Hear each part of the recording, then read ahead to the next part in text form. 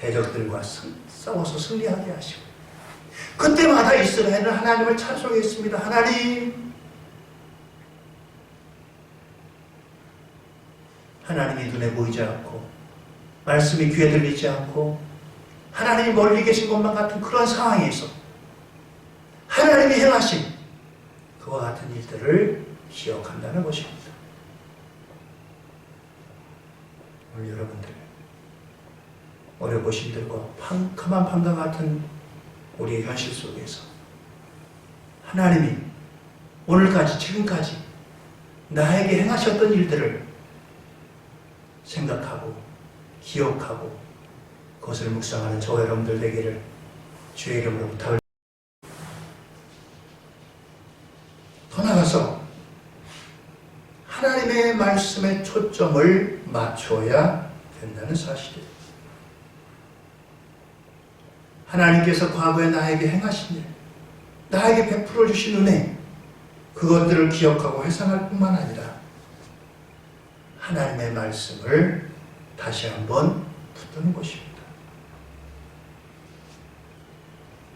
하나님의 말씀은 힘있고 원동력 있어 좌우의 날선 검과 같고 우리의 영과 혼과 관절과 골수를 찔러 쪼개기까지 하는 힘이 있다고 했습니다.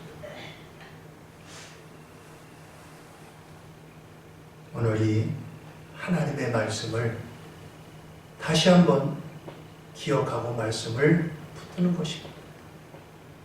그 말씀이 나에게 힘이 되고 위로가 되고 소망이 되기 때문입니다.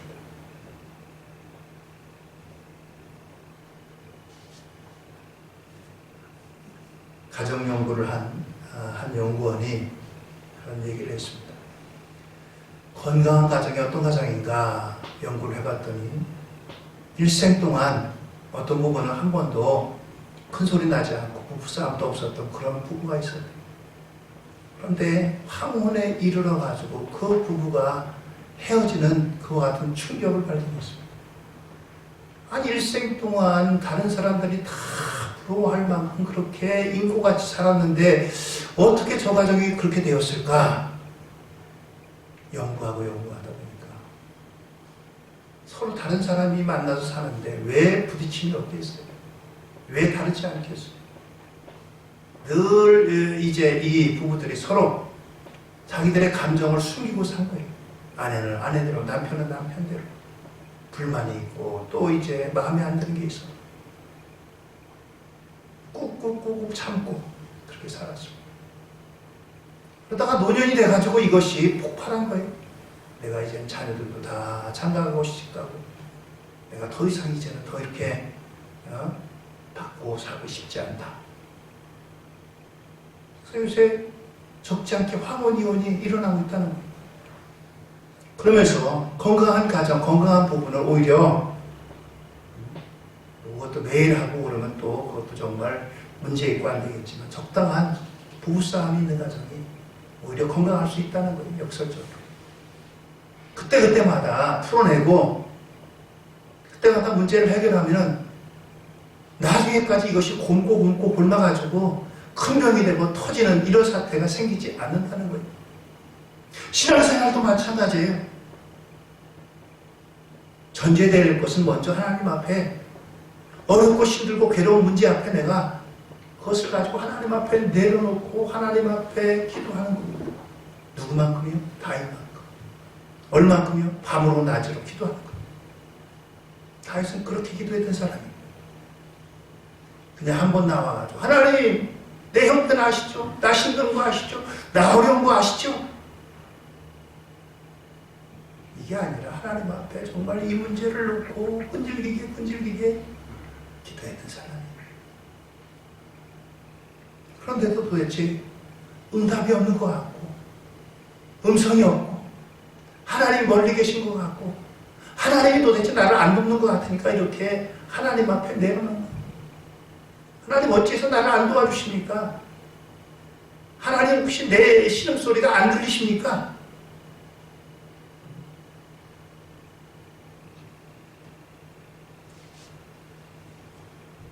오늘 여러분들 깊고 어두운 밤에 오늘 이 다윗이 문제 속에서 문제 문제만을 바라보고 묵상한 것이 아니라 하나님을 바라봤다고 했어요. 하나님이 하신 일들을 기억하며 찬양했다고 했습니다. 코로나19 사태를 통해서 우리에게 깨닫게 되는 한 가지가 있습니다. 평소 아무것도 아닌, 그야말로 아무것도 아닌 일상들이 얼마나 큰 은혜의 축복이었던가. 제가 여러분들 언젠가 말씀드린 적 있죠. 사람이 태어날 때 뭐 다른 사람보다 부잣집에 태어난 것도 아니고, 머리가 뭐 IQ가 특별히 좋게 태어난 것도 아니고, 뭐 권세 있고 감 있는 집안에 태어난 것도 아니고, 그저 평범하게 태어났어요. 근데요, 그게 얼마나 큰 은혜의 축복인지, 장애를 갖고 있는 애를 갖고 있는 부모들이 볼 때는 그게 그렇게 부러운 거예요. 그게 큰 축복이에요. 어떤 부모는 그런 장애를 가진 그 아이들을 보면서 하나님, 내게 소원이 있습니다. 내가 이 애보다 하루만 더 살게 해주세요. 어려서부터 병치레하고 힘들어하고 그러면서 이제 자기 자녀를 위해서 헌신하고 그러면서 소원이 언제 하나님 앞에 부름받을지 모르는데, 하나님, 내가 우리 애보다 하루만 더 살게 해주세요. 그게 기도의 소원이요, 제목인 거예요. 그러니까 평범하다는 것이 큰 은혜의 축복이라는 사실. 우리가 아무렇게 여기지도 않았던, 그냥 뭐 좋은 일도 없고 그냥 그렇고 그런 날이네, 그것이 이제는 특별한 날이 됐잖아요. 그게 얼마나 축복인가를 우리가 몰랐던 겁니다. 깊고 어두운 밤, 캄캄한 밤에 오늘 우리가 그러한 날들이 얼마나 큰 은혜의 축복이었던가, 그것을 깨닫고 그것을 우리가 바로 알아야 돼요. 코로나19도 이것도 이제 얼마가 될지 모르지만 지나갈 겁니다. 이 또한 지나가리라. 또 옛날같이 평범한 그러한 일상이 돌아오겠죠. 그러한 일상이 돌아왔을 때 그것이 얼마나 빼고 귀하고 축복된 날이었던가. 우리가 그렇게 맞지 않는다면 코로나19를 통해서 우리가 얻을 것이 없다는 겁니다. 똑같이 어두운 그와 같은 동굴과 터널이 있습니다. 그런데 이 동굴은 캄캄하고 어두운 이것이 언제 끝날지 모릅니다. 출구가 어딘지 모르기 때문입니다. 그러나 터널은 어둡고 캄캄한 그와 같은 이제 밤과 같은 것은 동일하지만 반드시 여기에는 이제 끝나는 때가 있고 출구가 있고 광명이 있습니다. 오늘 우리에게도 코로나19가 끝나고 이제는 우리에게 일상이 돌아올 것입니다.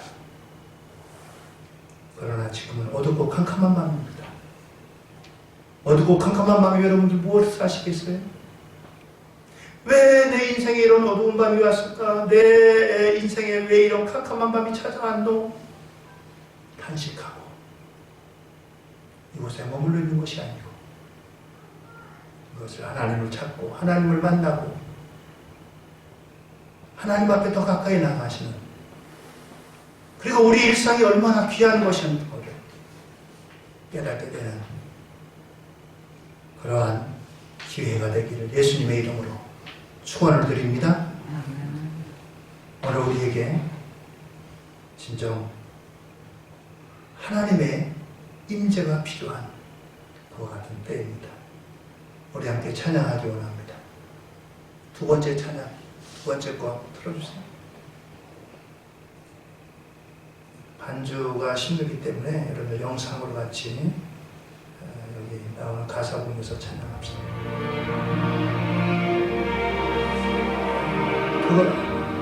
그거 아니에요, 그거 아니에요. 두 번째 밑에 거. 좀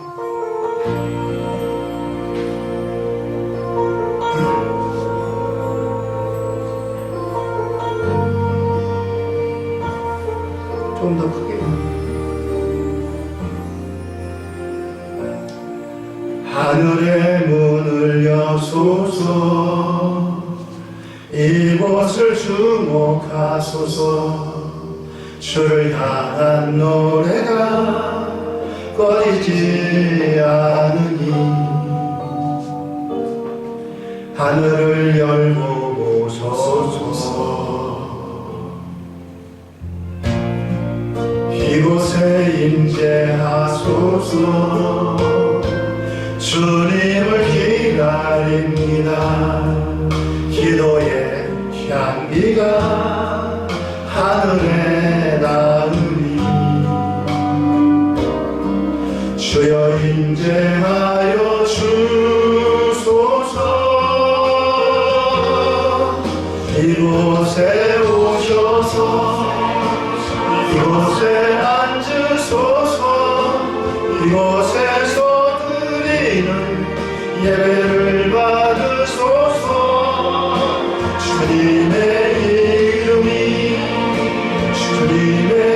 이름만이 오직 주의 이름만 이곳에 있으니